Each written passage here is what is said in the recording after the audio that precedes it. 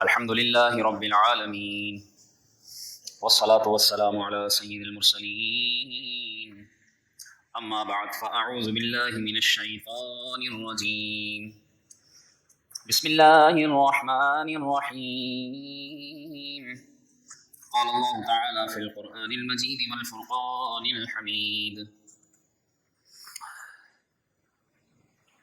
وتأكلون التراث أكلا لما وتحبون المال حبا جما صدق الله تعالى مولانا العظيم وبلغنا رسوله النبي الأمين الكريم ونحن على ذلك لمن الشاهدين والشاكرين والحمد لله رب العالمين۔ آج 18 اکتوبر سن 2024 14 ربیع الثانی 1446 ہجری۔ آج کی گفتگو کی تمہید یوں سمجھ لیجئے کہ انسان کی اگر اندرونی حس جسے ہم فطرت جسے ہم ضمیر سے تعبیر کرتے ہیں کہ اگر وہ زندہ ہو تو اسے سمجھانے کے لیے ایک جملہ بھی کافی ہوتا ہے، لیکن اگر انسان کا ضمیر ہی مر جائے تو پھر اسے دلائل کے پورے انبار بھی اس کے سامنے لگا دیے جائیں، اس کے سامنے مظاہر قدرت کا ڈھیر لگا دیا جائے، پھر بھی اس کے لیے کوئی فائدہ نہیں ہوتا۔ انسان اگر سوچے کہ وہ کیا تھا، انسان لم یکن شیئا مذکورا، قرآن کے مطابق یہ ایسا تھا کہ جو قابل ذکر بھی نہیں تھا ہی نہیں۔ انسان جب پیدا نہیں ہوتا، جب تک دنیا میں نہیں آتا، جب تک اس کا وجود معلوم نہیں ہوتا، جب تک یہ قابل ذکر بھی نہیں ہوتا، بلکہ مرنے کے بعد اگر آ کر نام پا کر بھی چلا جائے تو پھر بسا اوقات ایسا معدوم ہو جاتا ہے کہ جیسے پیدا ہونے سے پہلے کچھ نہیں ہوتا، ایسے ہی مرنے کے بعد بھی ایسا ہو جاتا ہے جیسے تھا ہی نہیں۔ اللہ تبارک و تعالیٰ کی یہ تو رحمت ہے کہ اللہ کریم انسانوں کو وجود سے عدم کی طرف لے جاتا ہے اور عدم سے وجود کی طرف لے آتا ہے۔ وہ نیست سے ہست کرتا ہے اور پھر ہست سے نیست و نابود کر دیتا ہے، اور اسی کی رحمت ہے کہ وہ ماں کی گود سے لے کر، ماں کی آغوش سے لے کر انسان کے قبر میں جانے تک کے لیے اپنے بندے، اپنے ماننے والے ہوں یا اس کے ماننے والے نہ ہوں، یعنی انسان چاہے مسلمان ہو یا کافر، سبھی کو اللہ تعالیٰ اپنی رحمتوں سے نوازتا ہے، ہر زندگی کا سامان انہیں مہیا فرماتا ہے۔ یقیناً اس رب تعالیٰ کا ہمیں شکر ادا کرنا چاہیے، اور اللہ تعالیٰ نے انسان کی ان تمام ضرورتوں میں سے جو اس کی زندگی میں اسے چاہیے ہوتی ہیں، ایک چیز جو اس کی بنیادی ضرورت بنایا ہے وہ ہے مال و زر، پیسہ، جو کہ انسان کے فطرت سے جڑا ہوا ہے، اس کا فطری تقاضا ہے، اسی لیے فطرتاً اسے یعنی انسان کو مال سے محبت ہوتی ہے، اس کا میلان ہوتا ہے مال کی طرف۔ اور چونکہ دین اسلام یہ فطری دین ہے، تو اسلام انسان کی ہر ضرورت چاہے وہ کیسی ہی کیوں نہ ہو اسے مد نظر رکھتا ہے، اس لیے دین اسلام نے انسان کی اس فطری ضرورت مال کے احکام بیان فرمائے، اور نہ صرف اس کی زندگی کے دوران بلکہ اس کے مرنے کے بعد بھی اس کے مال کے جو احکام ہیں وہ دین اسلام نے تفصیل سے بیان فرمائے، چاہے وہ قرآنی آیات ہوں، چاہے ارشادات رسول بصورت حدیث ہوں، چاہے اقوال اسلاف ہوں، اجماع امت ہو، ہر اعتبار سے دین اسلام کے اندر انسان کے زندگی کے دوران اس کے مال کے کیا حقوق ہیں وہ بھی بیان فرمائے ہیں، اور اس کے مرنے کے بعد اس کے مال کے جو حقوق ہیں وہ بھی تفصیل سے بیان فرمائے ہیں، جسے ہم یوں کہہ سکتے ہیں، جو آج کی گفتگو کا موضوع ہے، جو انسان کے مرنے کے بعد زیر بحث آتا ہے، جو کہلاتا ہے مال وراثت، کہ اس کا مال جو مر کر وہ چھوڑ جاتا ہے، جو وراثت بن جاتا ہے، جو ترکہ کہلاتا ہے، اس مال کے دین اسلام نے کیا احکام بیان کیے ہیں، یہ ہم کچھ وضاحت سے آج سنتے ہیں۔ اس کی اہمیت کا اندازہ اس بات سے لگائیے کہ رسول اللہ صلی اللہ علیہ وآلہ وسلم نے ارشاد فرمایا، تعلم الفرائض، کہ فرض علم سیکھو۔ علماء لکھتے ہیں کہ صرف علم میراث کو، علم وراثت کو، یعنی ایک جگہ سارا علم جمع کیا جائے تو اس سارے علم کا آدھا علم علم وراثت کو قرار دیا گیا ہے۔ اندازہ لگائیے کہ صرف علم وراثت یہ آدھا علم ہے، اور باقی سارا علم دوسری طرف آدھا رہ جاتا ہے۔ اس لیے آپ نے فرمایا کہ قیامت کے وقت جب قرب قیامت ہوگا تو اس وقت ایک وقت آئے گا لوگوں پر کہ اپنا وراثت کا، اپنے میراث کا مسئلہ دو لوگ لے کر ڈھونڈتے پھرتے ہوں گے، اور انہیں کوئی ایسا شخص نہیں ملے گا جو ان کو یہ بتا دے کہ ان کا یہ مال شریعت کے اعتبار سے کس طرح تقسیم ہوگا۔ یعنی اشارہ دیا ہے کہ قیامت کے قریب سب سے پہلے جو علم اٹھایا جائے گا وہ یہی علم وراثت ہوگا. اور اس کی اہمیت کا اندازہ یوں بھی لگائیے جس میں ساتھ ساتھ ہم عوام الناس کے لیے تنبیہ ہے کہ ہم اس علم سے دور ہوتے جا رہے ہیں کہ علماء کو بہت کم ایسا ہوتا ہے کہ جو علم وراثت کے مسائل صحیح ازبر ہوتے ہوں. اس میں ان علماء کا قصور نہیں، اس میں ساتھ ساتھ عوام الناس کا بھی قصور ہے. کس طرح کہ علماء کو جب نماز کے مسائل ازبر ہوتے ہیں، جب انہیں حج کے مسائل ازبر ہوتے ہیں، جب انہیں زکوٰۃ کے مسائل ازبر ہیں، جب انہیں روزے کے مسائل ازبر ہیں، یاد ہیں، تو پھر میراث کے کیوں یاد نہیں؟ علماء فرماتے ہیں اس کی وجہ بھی یہ ہے کہ عوام الناس یہ مسائل پوچھتی نہیں ہے. جتنا زیادہ جو مسئلہ پوچھا جاتا ہے وہ اتنا لوگوں کے درمیان عام ہو جاتا ہے. جب لوگوں کے درمیان عام ہوتا ہے تو پھر یقیناً علماء کو تو پھر وہ ضرور یاد رہتا ہے. لیکن چونکہ لوگ میراث کے متعلق زیادہ سوالات نہیں کرتے، کیونکہ اس لیے نہیں کرتے کہ انہیں مال بانٹنا پڑ جائے گا، اور مال بانٹنے سے ہم لوگ بھاگتے ہیں. اور یہی وراثت کا، اس زمانے کا مال وراثت کے اعتبار سے سب سے بڑا فتنہ ہے کہ لوگ چھوڑا گیا مال جو مرحوم کی طرف سے بچا ہوا ہے اس کو بانٹنا نہیں چاہتے. جسے قرآن کریم کی آیت کریمہ جو میں نے پڑھی، اللہ تعالیٰ نے بیان فرمایا وَتَأْكُلُونَ التُّرَاثَ أَكْلًا لَمًّا، کہ تم مال وراثت، چھوڑا ہوا مال ہڑپ کر جاتے ہو، کھا جاتے ہو. وَتُحِبُّونَ الْمَالَ حُبًّا جَمًّا، اور تم مال سے ایسی محبت کرتے ہو، اس کے پیچھے ایسے مرے جاتے ہیں کہ اس پر جا کر پڑتے ہو، مال کے پیچھے ایسے بھاگتے ہو. قرآن کریم کی کئی آیات میں اس کی اہمیت کو بیان کیا گیا. باقاعدہ اللہ تعالیٰ نے وراثت کے حصے بیان فرمائے ہیں. رسول اللہ صلی اللہ علیہ وآلہ وسلم نے باقاعدہ مال وراثت سے متعلق احکام بیان فرمائے ہیں. حضرت عمر رضی اللہ تعالیٰ عنہ جب ان کے دور خلافت میں ملک شام میں طاعون کا مرض پھیلا اور کئی لوگ اس مرض میں مر گئے، تو باقاعدہ اپنے مدینے سے شام کا سفر فرمایا. کس لیے فرمایا؟ اس لیے کہ جو جتنے لوگ مرے ہیں ان کا جو مال وراثت ہے وہ آپ جا کر تقسیم کروائیں. ایسا نہ ہو کہ لوگ اس میں غفلت کا شکار ہو جائیں. حتیٰ کہ آپ دیکھیے کہ مال وراثت کس قدر اہم ہے کہ اگر مرنے والا مرا لیکن اس کی اولاد ابھی پیدا نہیں ہوئی، یعنی اس کی زوجہ اگر امید سے ہے، تو وہ بچہ جو ابھی ماں کے پیٹ میں ہے، رحم مادر میں ہے، لیکن مرنے والا مال چھوڑ کر مر گیا ہے، تو اگر اس کی آنے والی اولاد جو ابھی دنیا میں آنے والی ہے اس کے احکام وراثت بھی دین اسلام میں بیان کیے گئے ہیں. آپ اندازہ لگائیے اس کی کتنی اہمیت ہے. اگر کوئی مفقود الخبر ہے، یعنی کوئی ایسا شخص ہے جو گھر سے چلا گیا ہے، اس کا پتہ ہی نہیں کہ وہ زندہ ہے یا مردہ ہے، مر گیا یا زندہ ہے، پھر بھی اس کا مال وراثت کا حصہ بیان کیا گیا ہے. یعنی جب تک اس کا یہ پتہ نہیں چلتا کہ وہ مر گیا ہے، تو اگر اس کا کوئی عزیز ماں باپ بہن بھائیوں میں سے کوئی انتقال کرتا ہے تو اگر اس کا وراثت میں حصہ بنتا ہے تو اس کو دیا جائے گا، اس کے نام کا الگ رکھا جائے گا. اگر پتہ چل جائے کہ وہ وہاں زندہ ہے یا وہ آ جائے تو اس کو دیا جائے گا. اگر پتہ چل جائے کہ وہ مر گیا ہے تو پھر اس مفقود الخبر جس کے بعد میں پتہ چلا کہ وہ مر گیا ہے، تو اس کے مرنے کے بعد، یعنی خبر پتہ چلنے کے بعد، اب اس کا مال بھی اسی طرح تقسیم کیا جائے گا جس طرح ایک موجود شخص کے مرنے کے بعد اس کا مال تقسیم کیا جاتا ہے. اندازہ لگائیے اس کی اہمیت کا.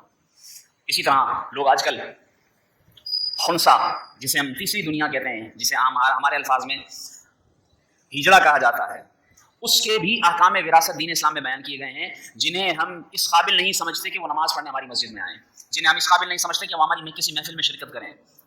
اس کے احکام بھی وراثت کے دین اسلام میں بیان فرمائے. کتنی اہمیت ہے اس علم کی، مال وراثت کی. اسی طریقے سے کتابوں میں لکھا ہے کہ جو آج کل لوگ عام طور پر جو زیادہ امیر کبیر کہلاتے ہیں، تو وہ جو ہے اپنے بچوں کو آنکھ کر دیتے ہیں کہ بھئی میں نے تجھے آنکھ کی اپنی جائیداد سے. تو یہ آنکھ کرنے کا تصور دین اسلام میں کوئی نہیں ہے. کوئی اپنے رشتے کو ختم کر ہی نہیں سکتا. جو رشتہ اللہ نے بنایا ہے اسے کوئی کیسے ختم کر سکتا ہے؟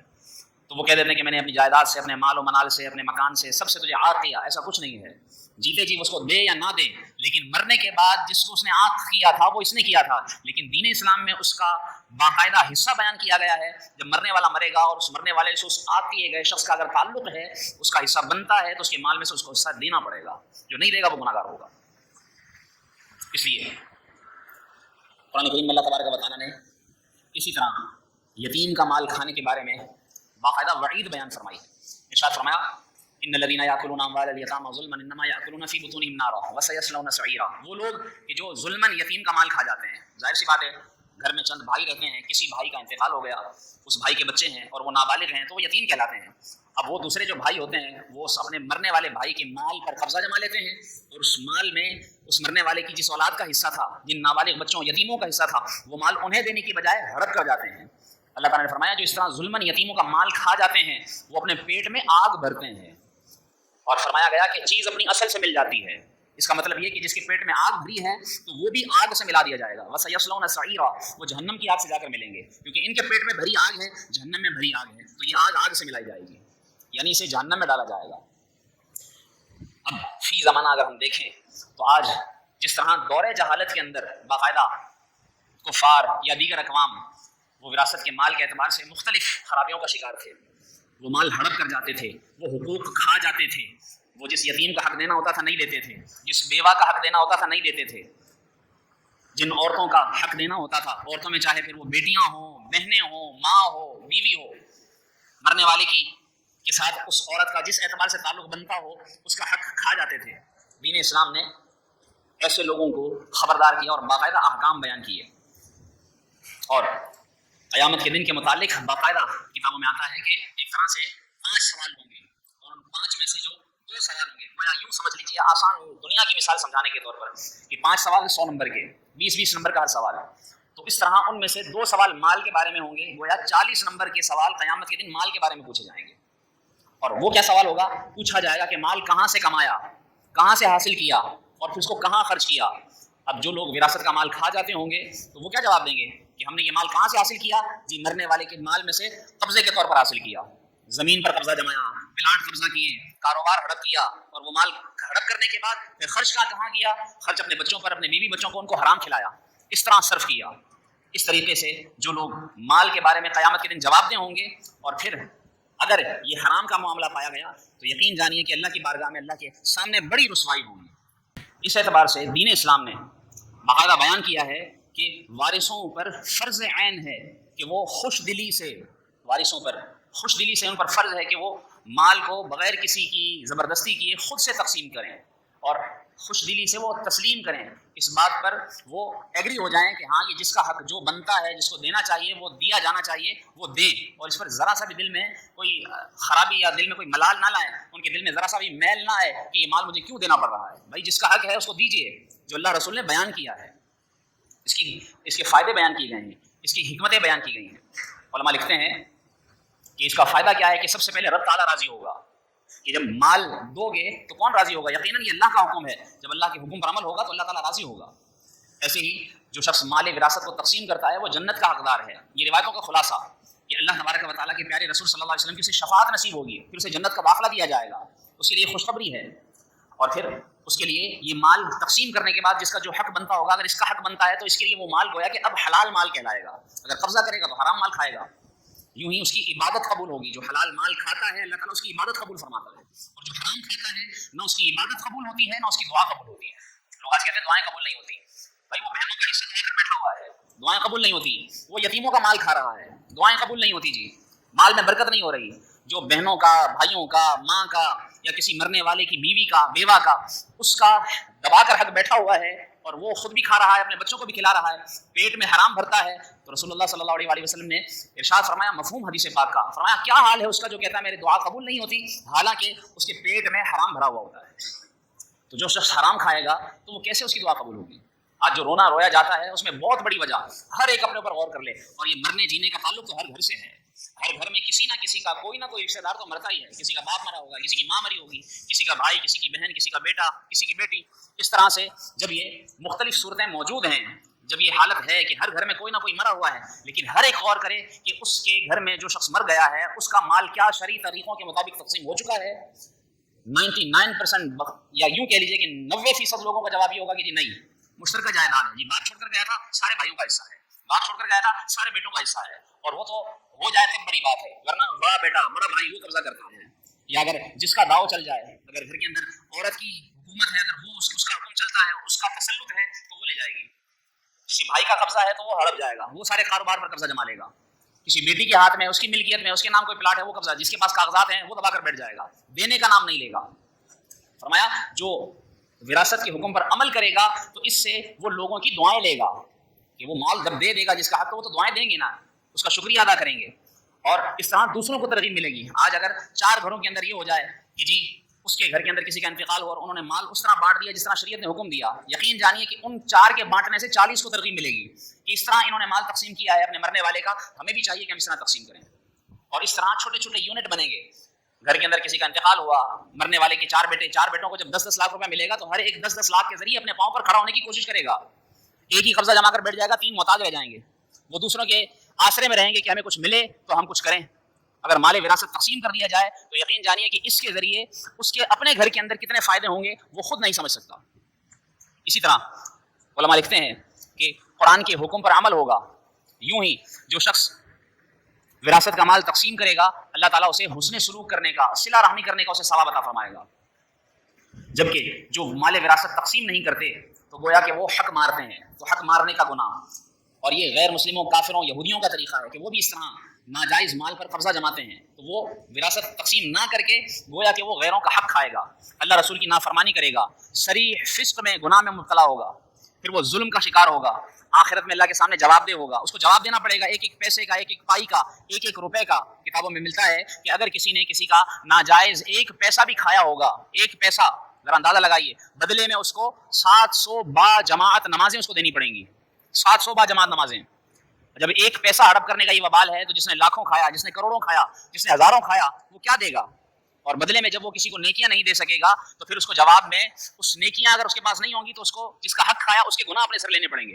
اور جب گناہ اس کو اپنے سر لینے پڑیں گے تو یقیناً اس کا ٹھکانہ جہنم ہوگا، یقیناً اس کو جہنم کا سامنا ہوگا. اس کی مالی عبادتیں قبول نہیں ہوں گی. لوگوں کا مال دبا کر، وراثت کا مال کھا کر حج کو چلے جاتے ہیں، عمرے کرنے جاتے ہیں، کعبے کا طواف کر رہا ہے، مال دوسرے کا کھایا ہوا ہے. حج کر رہا ہے، مال وراثت کا، بہن کا، بیٹی کا، بھائی کا، ماں کا، یا اس مرنے والے کے یتیم بچوں کا حق کھایا ہوا ہے. اس کا جواب دینا پڑے گا.